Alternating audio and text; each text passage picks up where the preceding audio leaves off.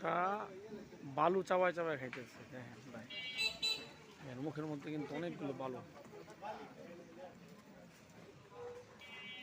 এই যে পানি খায়, এখন দেখেন পানি খায়, এই দেখেন পানি খায় ভাই, আল্লাহ।